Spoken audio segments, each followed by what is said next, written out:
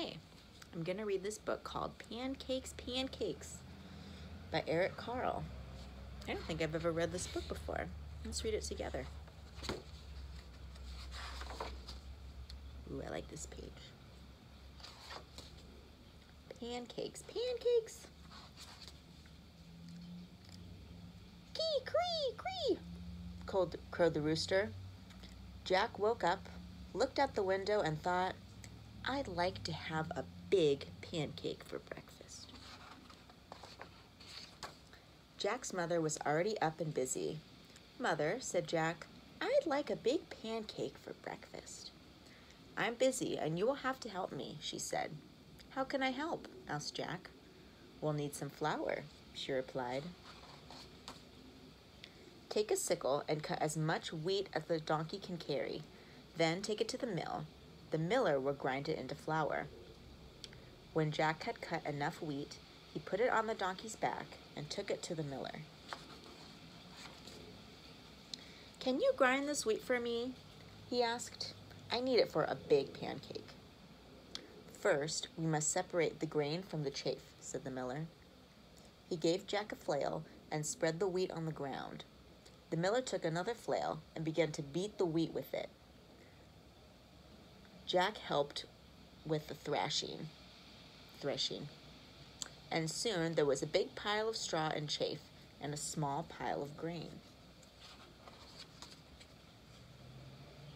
The miller poured the grain on a large flat stone. On top of it was a round millstone connected to the water wheel on the outside. The water wheel turned round and round, turning the millstone round and round too, to grind the grain into flour. At last, the miller handed Jack a bag of flour.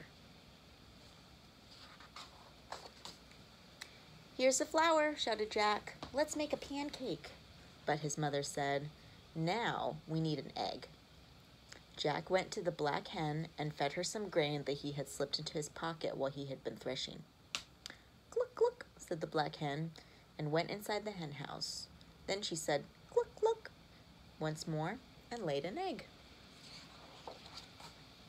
Here's an egg, shouted Jack. Let's make a pancake. But his mother said, now we need some milk. Jack went to the spotted cow and began to milk her. Moo, moo, said the spotted cow as the milk squirted into the pail. Looks like a happy cow. Here's the milk, shouted Jack. Let's make a pancake. But his mother said, we need some butter. Jack got the butter churn and held it between his knees. His mother scooped the cream from the top of the milk and put it into the butter churn. Jack pushed the churn handle up and down, up and down. Finally, the cream turned into butter. Here's the butter, shouted Jack. Let's make a pancake. But his mother said, we need to build a fire. Jack went to the woodshed and brought some firewood. I wonder how much time has passed since they started this project. I'd be really hungry. Here's the firewood, shouted Jack. Let's make a pancake. But his mother said, wouldn't you like to have something sweet on your pancake? So Jack went down to the cool cellar and pulled a jar of strawberry jam from one of the shelves. Here's the strawberry jam, shouted Jack. Let's make a pancake. In the kitchen, Jack's mother had filled the table with the flour, the egg, the milk, the butter.